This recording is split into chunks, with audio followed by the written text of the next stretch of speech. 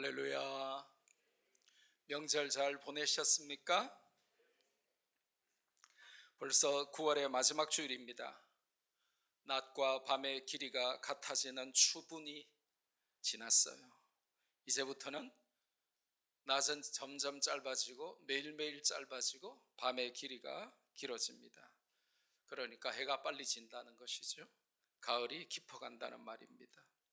이 가을에 우리의 믿음도 더욱 깊어지고 아름다운 형형색색의 신앙 열매를 맺어서 하나님께 영광 돌릴 수 있기를 주님의 이름으로 축복합니다. 역할 기대 혹은 기대 역할이라는 말이 있습니다. 학생이 되어 학교에 가면, 군인이 되어서 군대에 가면, 바라던 직장에 합격해서 출근하게 되며, 유학을 떠나서 미국 대학에 혹은 대학원에 입학하게 되면, 결혼해서 가정을 가지면, 승진하거나 출세하게 되면 등등 각각의 신분과 상황과 위치에 따라서 그에 걸맞는 요구되는 삶이 있다는 것이죠. 그것을 역할 기대 혹은 기대 역할이라고 부릅니다. 오늘 본문은 한 몸인 교회와 또 그 안에 있는 다양한 성도로 부름을 받은 우리에게 하나님께서 원하시는 역할 기대 역할이 있다라고 설명해 주십니다. 본문을 좀 자세히 한 단어 한 단어 중요한 것들을 체크하면서 본문이 뭘 의미하는지 본문을 제대로 한번 읽어볼까요? 첫째로 오늘 이 본문을 자세히 읽다 보면 명령이 등장해요. 어떤 명령입니까? 이방인들처럼 살아가지 말아라. You must not, you must no longer live as the Gentiles do. 이방인들이 살아가는 그것처럼 더 이상 살지 말아라. 이렇게 명령을 주시죠. 자, 성경을 17절을 한번 볼까요? 17절을 시작하는 단어가 뭡니까? 그러므로이죠. 거기에 중요하기 때문에 표시를 동그라미를 해주시든지 형광펜으로 표시를 해주시기 바랍니다. 그러므로인데요, 헬라어 접속사 운이라고 하는 게 사용되었습니다. 이것은 단락을 연결하는 접속사입니다. 무슨 말이냐고 하면 4장 1절에서 16절까지 우리가 4장을 배웠잖아요. 그 4장 1절에서 16절까지 교회의 하나됨과 다양성과 교회의 사역과 또 성도들의 성장을 설명했기 때문에 라는 뜻입니다. 1절부터 16절의 말씀을 듣고 배웠으므로 라는 뜻이죠.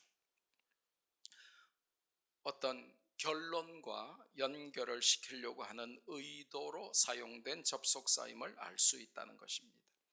우리를 그리스도의 지체로 부르셨으므로 더 이상 이방인의 삶을 살지 말라는 명령을 이제 하겠다는 것입니다. 한글 성경에는 17절에 행하지 말라라고 번역이 되어 있지만 헬라어 원문상으로는 더 이상 행하지 말아라 하고 더 이상을 행하지 말라 앞에 넣어야 정확한 번역이 됩니다. 거기 사용된 헬라어 메이케티가 더 이상 뭐뭐 하지 말라 하는 뜻이고 영어로는 정확하게 no longer 이렇게 번역이 되었기 때문입니다. 그래서 본문을 자세히 읽으니까 먼저 명령이 등장했고 그 명령은 밥 많이 먹으라, 공부 잘해라, 뭐 게임하지 마라 이런 명령이 아니라 이방인의 행함같이 더 이상 살아가지 말아라 하는 명령이 등장을 했습니다. 왜 더 이상 이방인의 삶을 살아서는 안 되는지 그 이유가 등장하죠. 본문은 철저하게 이방인을 분석하고 해부합니다. 이방인이란 당시의 우상 문화와 계급 문화와 타락 문화에 젖어 있던 자들이고 오늘날로 말하면 불신자들의 삶입니다. 왜 그것을 청산해야 합니까? 첫째로 마음의 허망함을 따라 살기 때문에 그렇다는 것입니다. 마음의 허망함으로 번역된 헬라어 마타이오테이스는 목적도 없고 결과도 없는 그야말로 백해무익한 것을 의미하는 단어입니다. 백해무익한 것을 따라 살기 때문이라는 것입니다. 성도는 그렇게 살면 안 된다는 것입니다. 17세기 프랑스의 철학자, 과학자, 수학자, 발명가이면서 신학자였던 파스칼은 그의 유작 방세에서 하나님 없는 모든 마음의 공허함을 말했습니다. 사람의 마음 속에는 그 어떤 것으로도, 쾌락으로도, 권력으로, 물질로도, 인기로도, 명예로도, 어떤 것으로도 채울 수 없는 한 빈 공간이 있다라고 마음의 빈 공간을 언급합니다. 그리고 그 빈 공간은 오직 다른 것으로는 채울 수 없고 예수 그리스도로만 채울 수 있다라고 고백합니다. 사람들은 마음이 허하기 때문에 빈 마음을 헛된 것으로 채우려는 욕심과 집착으로 죄악을 먹고 마시며 살아갑니다. 다른 것으로 하나님을 대신하는 모든 행위는 허망한 것입니다. 종교, 미신, 배금주의. 우리 학생들은 배금주의 하니까 이게 무슨 말인가?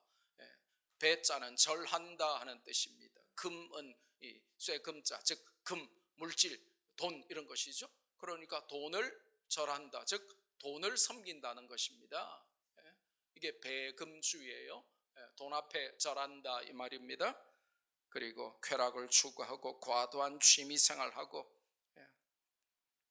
인기나 권력과 명예 등등으로 내 마음의 빈 공간을 헛된 것으로, 하나님 아닌 것으로 채우려고 하는 것입니다. 마음을 예수님으로 채우지 못하면 세상의 헛된 것으로 채우려고 하는 것이 인간의 본성입니다. 그래서 성경은 그런 삶을 이방인의 삶이라고 규정하고 성도는 더 이상 그렇게 살아서는 안 된다고 명령하는 것입니다. 그것이 바로 이방인의 삶을 청산해야 하는 이유입니다. 이방인의 삶을 청산해야 하는 두 번째 이유가 등장합니다. 그것은 모든 생명의 원천인 하나님의 생명에서 떠나 있는 상태이기 때문입니다. 떠나라고 번역된 헬라어 단어는 아주 복잡하고 미묘한 단어예요. 정을 떼다, 친분 관계를 끊다, 사이를 나쁘게 만들다 하는 안 좋은 의미를 전부 다 가진 단어가 사용되었습니다. 하나님의 생명에서 분리되어 있을 뿐만 아니라 하나님과 단순히 거리가 멀어졌을 뿐만 아니라 하나님과 절연하고 하나님과 원수처럼 지낸다 하는 의미를 함축하고 있는 단어이죠. 불신자들의 삶은 살았으나 죽은 자들임을 보여줍니다. 영어로 하면 dead man walking, 죽은 사람이 걸어 다니는 것이죠. 물 밖으로 잡혀 나온 물고기 같은 신세입니다. 여러분, 물고기가 밖으로 잡혀 나오면 그냥 작은 물고기 담는 작은 통에 넣어두면 한 두어 시간, 서너 시간 삽니다. 그런데 그게 사는 게 아니에요. 추석 연휴에 잠깐 번개로 낚시를 다녀왔어요. 오륙도, 방파제 하니까요, 고등어 떼, 정갱이 떼가 우글우글 바글바글 날 잡아가소 하면서 얼마나 많은지 몰라요. 넣으면 올라와요. 욕심이 없어서 바늘 하나짜리로 했기에 망정이지, 낚시점에서 파는 5개 달린 흔히 카드라고 하는 그 고등어 낚시용 카드 바늘 5개짜리 넣었으면 아마 수백 마리 잡았을 거예요. 얼마나 바글바글 하는지. 그냥 고등어 떼로 다니잖아요. 그런데요, 그 아직 씨알이 작아요. 근데 그 작은 고등어와 정갱이들을 막 넣으면 올라오니까 올리는데 작은 살림망 통 안에 넣어뒀어요. 그럼 얘가 살은 것입니까? 죽은 것입니까? 퀴즈. 살았어요? 죽었어요? 살은 것이나 죽었다는 것이죠. 산 게 아닌 것입니다. 사형 선고를 받고 미국에서 감옥에 복역하면 이제 주마다 조금 다르긴 한데, 어떤 주는 전기로 죽이기도 하고, 어떤 주는 교수형으로 목매달아 죽이기도 하고, 어떤 주는 독극물을 주입해서 주사로 죽이기도 합니다. 그러면 사형 선고를 받고 감옥에 있으면 산 게 아닙니다. Dead man walking이에요. 바로 불신자의 상태가 그렇다는 것입니다. 왜요? 하나님의 생명에서 떠나 있기 때문이라는 것입니다. 그런 상태에서 당연히 돌이켜야 생명을 누릴 수 있다는 것이죠. 하나님의 생명에서 떠나 있다는 것은 그럼 구체적으로 어떤 상태입니까? 18절을 보면 자세히 보면 두 가지가 등장하죠. 첫째로는 하나님을 깨닫는 마음, 이게 총명인데 그 총명이 어두워진 상태라는 것입니다. 총명이 밝아야 하나님을 깨닫고 은혜를 받고 하나님께 기도하고 하나님께 나오고 하나님의 자녀답게 빛 가운데 살려고 몸부림을 치고 애를 쓸 건데 총명이 어두워져 버렸다는 것입니다. 우매함을 벗지 못하는 상태의 연속을 말합니다. 헬라어 성경을 보면 완료 수동태 분사인데 이게 무슨 말이냐? 쉽게 말하면 어두움에 장악되고 어두움에 포로가 되어서 끝이 없는 흑암에 덮여 있는 상태라는 것입니다. 자신의 의지나 능력으로는 도무지 벗어날 수 없는 상태, 이게 헬라어 완료 수동태 분사의 용법이에요. 인간의 어둡고 타락한 지혜로는 하나님을 알 수가 없습니다. 그러니까 총명하고는 거리가 멀죠. 디모데후서 2장 7절에 보면 총명을 주시는 분은 하나님이신데 하나님을 모르니까 총명이 없고 총명이 없으니까 하나님을 더 모르는 악순환이 연속되는 것이죠. 어떤 지혜자도 스스로는 하나님을 알 수가 없습니다. 학자도 교수도 철학자도 스스로 하나님을 알 수 없어요. 성경에 보니 그 이유가 뭡니까? 총명이 어두움 속에 있어서 흑암 상태이기 때문에 그렇다는 것입니다.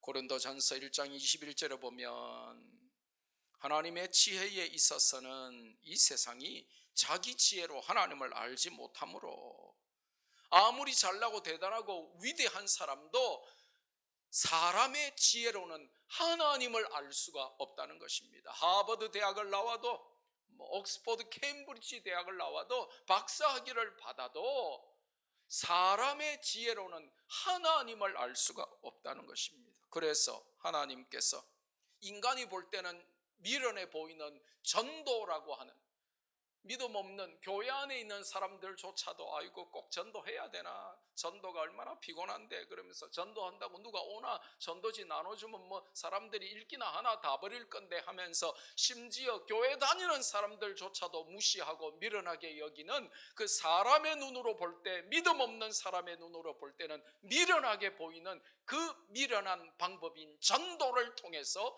하나님은 자기 지혜로 하나님을 알지 못하는 그 어리석은 자들을 구원하시기를 기뻐하셨다는 것입니다.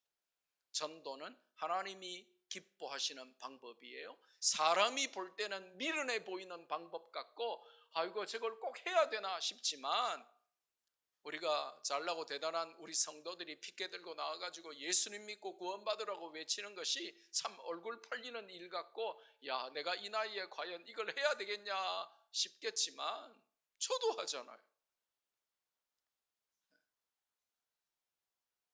이게 하나님이 기뻐하시는 방법이라는 거예요. 또 하나님의 생명에서 떠난 두 번째 상태가 뭡니까? 무지함과 마음의 굳어짐의 합작 상태라는 것입니다. 지옥을 향한 완벽한 콜레보이면서 듀엣이죠. 무지함과 마음의 굳어짐, 이 콜레보를 보십시오. 무지함으로 번역된 헬라어 단어는 아그노이아인데 하나님을 인정하지 않음으로 인해서 어두워진 이성과 지각을 뜻하는 단어입니다.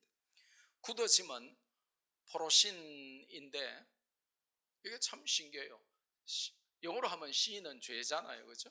포로는 한글로 하면 죄의 포로가 된 거잖아요. 이 헬라어 단어가 연상으로 하면 외우지기 참 쉬운데 포로신이 굳어짐인데요. 이 굳은 살, 이 캘러스, 굳은 살로 딱딱하게 덮여 있는 상태, 이걸 말하는 헬라어 단어입니다. 무슨 말입니까? 양심이 굳은 살로 딱딱하게 굳어서 양심이 화인 맞아 버렸다, 이걸 표현하는 단어예요. 그러니까 하나님의 생명에서 떠나면 마음이, 양심이 화인 맞은 것처럼 딱딱하게 굳어져 버리고, 그래서 무지함, 하나님을 인정하지 않고, 그래서 어두워진 이성과 지각으로 그냥 보는 대로, 느끼는 대로, 생각하는 대로 말하고, 하고 싶은 대로 내 마음대로 my way, my life를 외치면서 그냥 그렇게 내 하고 싶은 대로 다 하면서 사는 세상에 죽기 위하여 태어난 불신자와 짐승과 같다, 그렇게 성경이 알려주는 것입니다.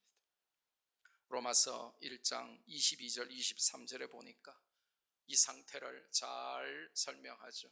같이 한번 읽을까요? 시작. 스스로 지혜 있다 하나 어리석게 되어 썩어지지 아니하는 하나님의 영광을 썩어질 사람과 새와 짐승과 기어다니는 동물 모양의 우상으로 바꾸었느니라.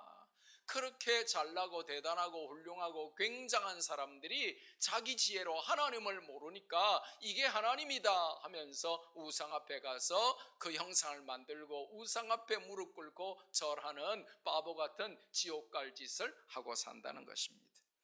고린도전서 3장 19절 20절에 보니까 함께 읽을까요?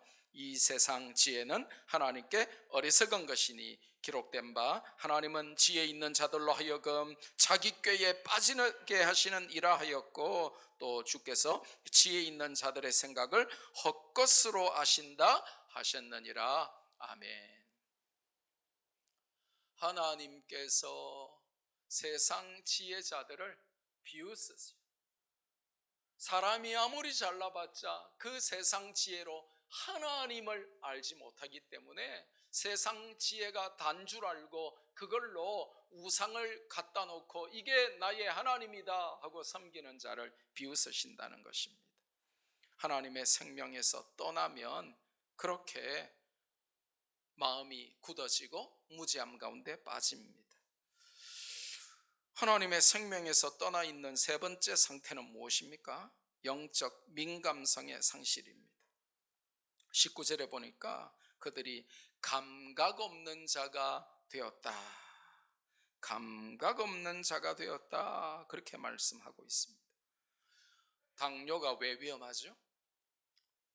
우리나라 성인의 3분의 1이 당뇨병 환자라고 하는데 당뇨가 왜 위험하죠? 그렇죠. 합병증 때문이죠. 당뇨 합병증이 심해지면 발에 감각이 없어지고, 또 감각이 없어지니까 다쳐도 상처가 나도 모르니까 거기에 균이 들어가고 썩게 되어서 결국 발을 절단해야 됩니다. 감각이 없다, 이게 얼마나 무서운 말인지 모릅니다. 근데 그 무서운 단어가 오늘 성경에 사용되었습니다. 감각이 없다라는 말은 몸이 제 역할을 못하고 죽어가거나 이미 죽어버렸다는 것입니다. 마찬가지로 영적인 감각을 상실하면, 오늘 영어 성경은 굉장히 번역을 잘했어요. Having lost spiritual sensitivity, 이미 영적 감각을 다 상실했기 때문에 이렇게 번역을 했습니다. 그러면 어떻게 되냐? 육신적인 것에 몰입하거나 육신적인 것에만 집착하게 되죠. 왜냐하면 영적인 감각이 없기 때문에, 영적인 감각은 죽어버렸기 때문에 육신적인 것에만 반응하는 것입니다. 기도합시다, 전도합시다, 예배드립시다, 찬양합시다, 우리 사랑합시다, 하나님을 높입시다, 이런 데는 전혀 반응이 없는데 누가 나한테 싫은 소리 하면 팍 튀고, 하나님 찬양하자 할 때는 손 한 번 들지 못하는데, 아멘 한 번 못하는데, 누가 나에게 섭섭한 말 했다고 100만 년 동안 가져가고 말이죠. 이렇게 육신적인 것에만 민감하게 된다는 것입니다. 죄를 먹고 마시면서도 그것이 죄인 줄도 모르게 된다는 것입니다. 왜 그렇다고요? 뭐를 상실했기 때문에? 민감성, sensitivity, 민감성을 상실했기 때문입니다. 성도는 영육이 균형 잡힌 자여야 합니다. 이것이 에베소서가 교회를 보여주면서 교회 안에서 우리가 영육의 균형을 잡아가라고 가르치는 내용입니다. 영혼이 잘 되어야 교회 안에서 영혼이 잘 되어야 범사가 잘 되고 형통하고 장수의 복도 주시는 것입니다. 그런데 사업만 열심히 하고 공부만 열심히 하고 영혼이 잘 되는 것에 관심이 없으면 문제가 심각해진다는 것입니다. 학점은 오르겠죠. 돈은 잘 벌겠죠. 그런데 하나님과는 점점 멀어진다는 것입니다. 게임 실력 세계 신기록 세우면 뭐합니까? 하나님과 거리가 먼데. 그것이 하나님의 질서예요. 영혼이 먼저 잘 되어야 범사가 잘 되고 형통하고 장수의 복도 주시는 것입니다. 그러면 영적 민감성을 상실하면 어떻게 되죠? 그 결과를 19절에서는 두 가지로 설명하는데, 헬라어 전치사 에이스라고 하는 게 사용된 걸 보면 이 둘은 각각 다른 현상을 설명하는 게 아니고 점진적이고 인과적인 아주 밀접한 원인과 결과의 관계를 두 가지를 설명하고 있어요. 하나는 자신을 방탕에 방임하며 살게 되는 것입니다. 영적 민감성을 상실하면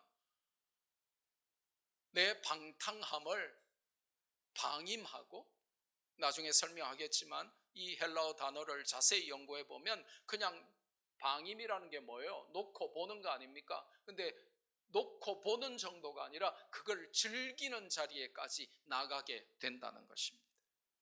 한글로 방탕이라고 번역된 헬라어 단어는 요즘 말로 하면 사이코패스 정도의 매우 불경스럽고 혐오스러운 단어가 사용이 되었습니다.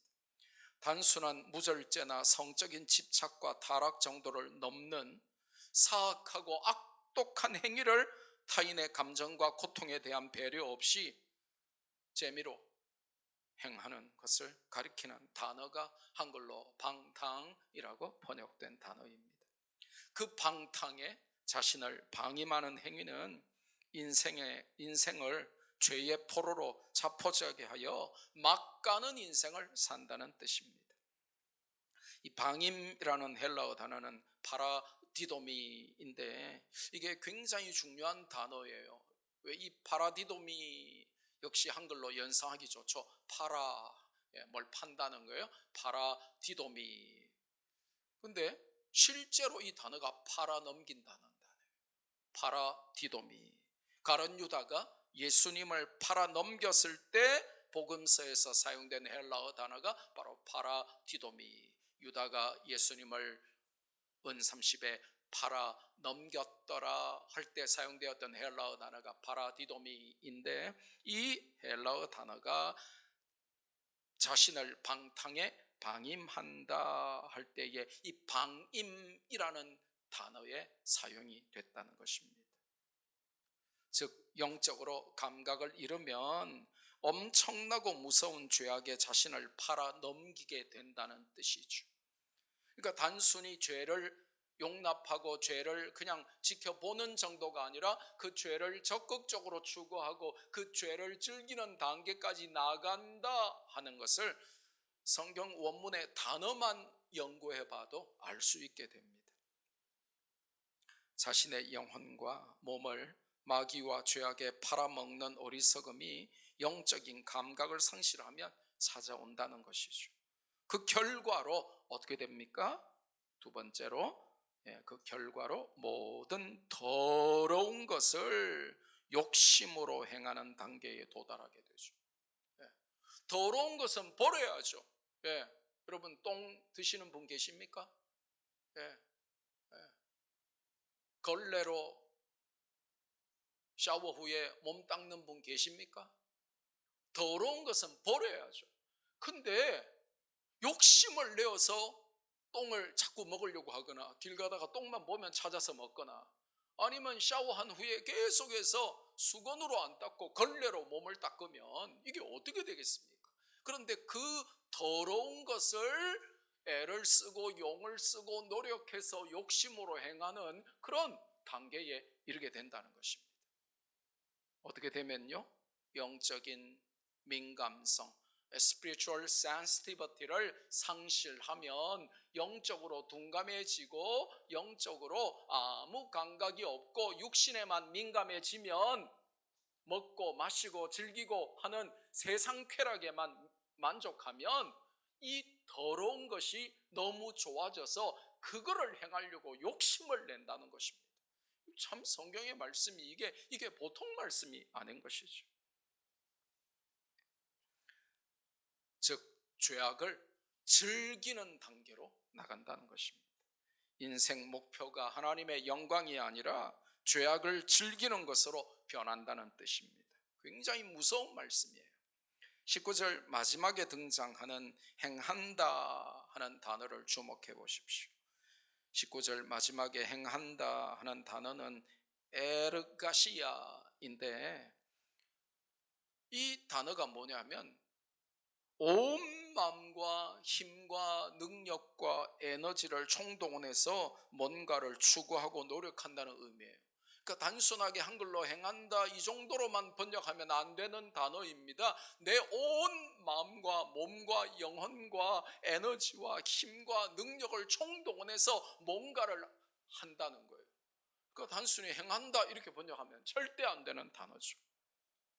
즉 더럽고 무서운 죄악을 맛보고 즐기려고, 죄를 단순히 방임하고 허용하고 지켜보는 차원이 아니라 그 죄를 욕심을 내어서 추구하며 노력하고 힘쓰고 애를 쓰며 살아간다 하는 무서운 표현인 것입니다. 영의 감각이 죽고 영적 민감성이 허물어지면 이렇게 무섭도록 타락한다는 것입니다. 여러분 주변에 이런 사람은 없습니까? 가족 중에, 친구 중에, 여러분의 지인 가운데 이런 사람은 없습니까?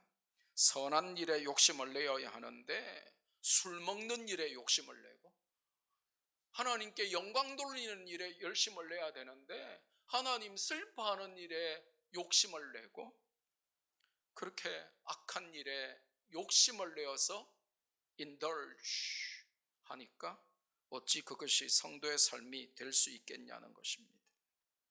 그러면서 오늘 본문을 자세히 읽어보면 이제 굉장한 챌린지, 도전이 등장하죠.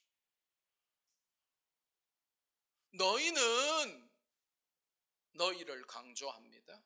이방인이 아니라 너희는 구원받은 하나님의 백성이지 않냐? 그러니까 너희는 그리스도를 그런 식으로 배우지 않았어 라고 하면서 너희가 배운 대로 살 것을 도전합니다. 마음의 허망함을 따라 살고 하나님의 생명에서 떠나 있고 영적인 무감각에 만족하는 삶을 살도록 부름받은 것이 아니다. 너희는 그렇게 강력하게 도전하는 것입니다. 요즘 유행하는 말로는 그건 아니라고 봐. 저는 한 번도 본 적이 없습니다만은 신문에 보니까 이건 아니라고 봐, 그건 아니라고 봐, 그게 요즘 엄청 유행하는 말이래요. 누가 언제 어떻게 그런 말을 했는지 모르지만 드라마에서 했답니다. 근데 그게 그렇게 잔잔하게 마음을 파고들고 많은 사람들에게 감동을 줬답니다. 그건 아니라고 봐. 니네는 이방인이 아니잖아. 니네는 예수님을 그런 식으로 배우지 않았잖아. 그렇게 사는 건 그건 아니라고 봐. 그래서 바울 사도는 제자 디모데를 향해 권면하죠. 디모데 후서 3장 13절에서 14절 상반절까지 같이 한번 읽습니다. 시작. 악한 사람들과 속이는 자들은 더욱 악하여져서 속이기도 하고 속기도 하나니 그러나 너는 배우고 확신한 일에 거하라. 아멘. 세상 사람들이야 더욱더 악해지고 더욱더 가증스러워지고, 세상 사람들이야 그 방탕과 타락의 자신을 방임하고 그걸 즐기고 그걸 추구하며 욕심을 내어서 악하고 더러운 일을 추구하든지 말든지 너는 배우고 확신한 일에 거하라. 왜냐? 너는 그리스도를 그들처럼 배우지 않았어. 그렇게 말씀하시는 것이죠. 자, 그럼 우리가 짧은 시간이지만 본문을 그래도 비교적 잘 살펴봤어요. 신학교 가야 겨우 배울 수 있는 헬라어 본문까지, 단어까지, 용법까지, 문법까지 다 해서 이 본문이 뭘 의미하는지를 일단 살폈어요. 근데 여기서 끝나면 성경 공부죠. 설교가 아니에요. 나에게 도전을 받고 내가 적용하고 내가 실천할 수 있는 하나님의 음성으로 받아야 됩니다. 그러면 적용과 실천을 위해서 우리가 몇 가지 교훈을 받을 건데, 세 가지를 말씀을 통하여 점검을 좀 하면 좋겠다는 생각을 합니다. 첫째로는 방향의 점검입니다. 이 direction check를 해야 된다는 것입니다. 무엇을 따라 살 건가, 어디로 갈 건가, 이 방향 점검이 중요한 것입니다. 마음의 허망함을 따라 사는 이방인들, 오늘 성경이 이방인들은 마음의 허망함을 백해무익한 것을 하면서 살아가는데, 니네들은 어떤 방향으로 가고 있냐 하고 우리에게 도전하고 우리의 방향을 점검하라고 합니다. 여러분, 백해무익한 것으로 여러분의 시간을 때우지 않습니까? 여러분이 그렇게 시간을 들이고 애를 쓰고 노력하고 하는 그것이 여러분에게 정말 유익한 것입니까? 아니면 백해무익한 것입니까? 하루 종일 게임만 하는 애들도 있어요. 부모 몰래 재워놓고 밤새도록, 부모 자는 시간에 밤새도록 게임하니까 학교 가서는 하루 종일 조는 겁니다. 우리 학교는 조는 아이가 아무도 없지만 일반 학교는요, 반에 반 이상이 존대요. 그 이유가 뭐냐? 밤새도록 부모 재워놓고 몰래 밤새도록 게임하니까 그렇다는 것입니다. 그러니까 코로나와 맞물려서 대면 수업도 안 하고 하니까 이제는 아예 아이들이 공부에 담을 싸가지고 우리 학교에 상담하러 오는 부모가 그래요. 얘가 지금 2년 동안 공부를 하나도 안 해요.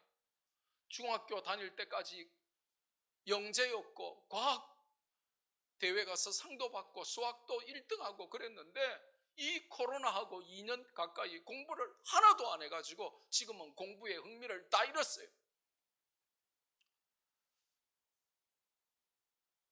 문제가 심각해진 것이죠. 백해무익한 것을 하루 종일 게임만 하고 있는데요, 공부 왜 안 하냐 그러니까 공부를 왜 하냐 이렇게 물어보더래요. 그러니까 엄마 아빠는 너 공부 왜 안 하냐 이러는데 애는 공부를 왜 해야 돼요 이렇게 나오니까 이게 마주보고 달리는 그냥 급행열차처럼 충돌만 하고 해결이 안 되는 것입니다. 오늘 성경은 마음에 허망한 것, 헬라어 단어가 백해무익한 것이라 그랬죠. 그 백해무익한 것을 하면서 소중한 시간과 소중한 물질과 소중한 에너지를 낭비하며 사는 것은 불신자, 이방인, 믿기 전의 삶이지, 믿는 우리는 그렇게 살아서는 안 된다는 것입니다. 학생 여러분, 청년 여러분, 공부하는데 그런 시간을 들여보세요. 얼마나 실력이 오르고 성적이 오른지 몰라요. 근데 공부보다 게임을 더 많이 하니까 무슨 실력이 올라가겠어요? 무슨 성적이 올라가겠어요?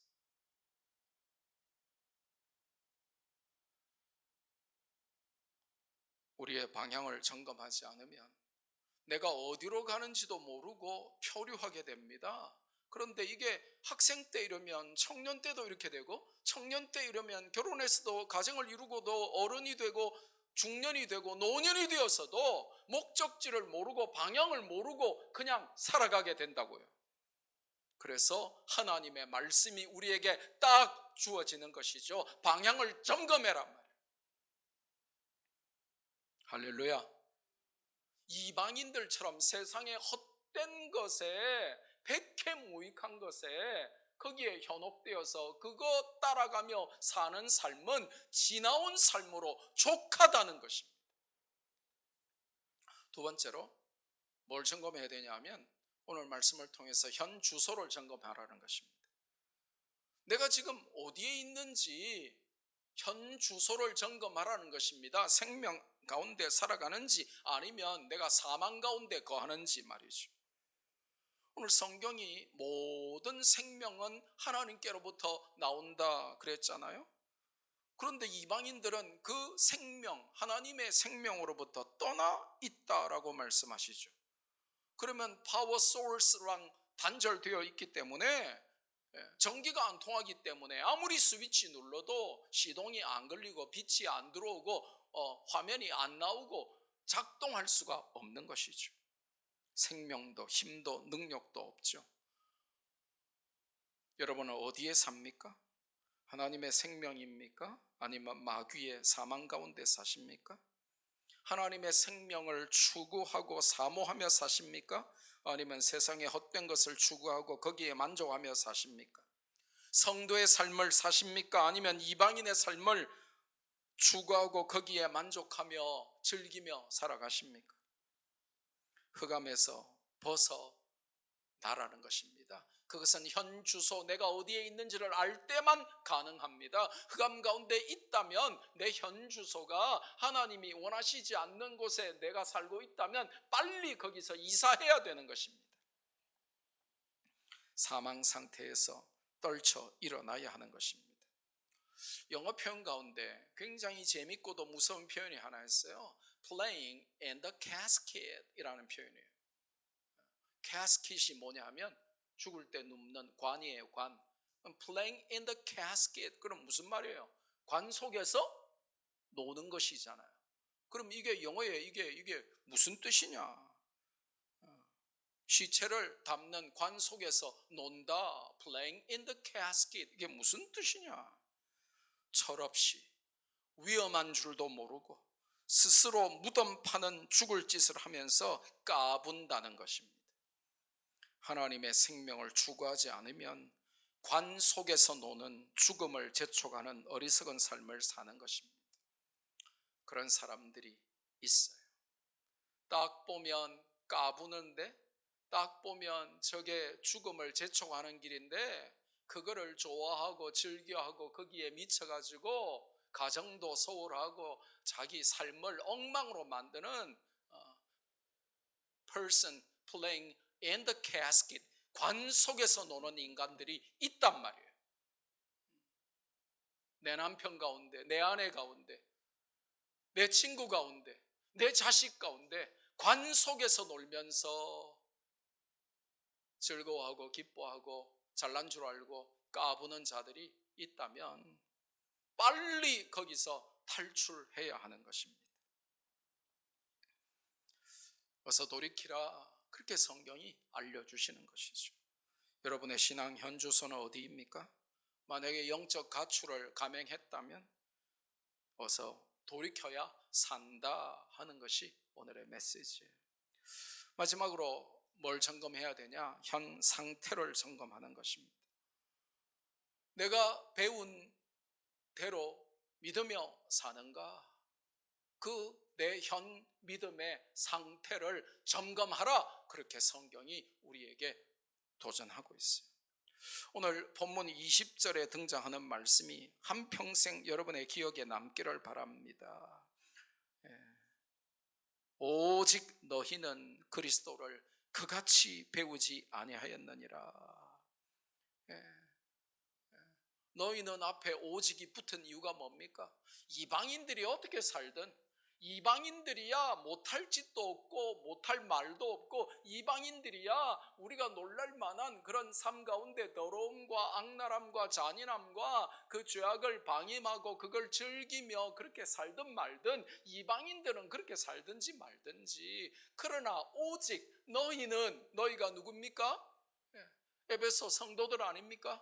하나님이 예정하시고 예수님이 구원하시고 성령님이 보증하심으로 구원을 받아 한 교회 공동체로 다양하지만 통일성을 이루도록 그렇게 부름받아서 그리스도의 몸을 이루어서 그리스도의 장성한 분량이 충만한 자리에 자라가도록 그렇게 부름받은 이 신비한 연합체, 신비한 공동체, 교회로 부름받은 구원받은 성도 너희들은 그리스도를 이방인들처럼 그렇게 배우지 않았다. 너희가 에베소서를 통하여 배운 대로 믿고 배운 대로 살아라, 이렇게 성경이 알려주는 거예요. 그러면 빨리 우리는 말씀 가지고 이 적용을 잘해야 돼요. 그럼 나는 배운 대로, 내가 배운 대로 믿는 대로 살고 있는지 현 상태, 나의 상태를 빨리 점검해야 돼. 여러분은 교회에서 성경을 통해, 목사의 설교를 통해 배운 대로 살고 계십니까? 그런 자는 아무도 없을 거예요. 그죠? 힘들잖아요. 근데 그게 당연하게 여기면 큰일 난다는 것이죠. 만약 성경에서 배운 대로 다 살아내는 사람이 있다면 그는 인간이 아닐 것입니다. 그죠?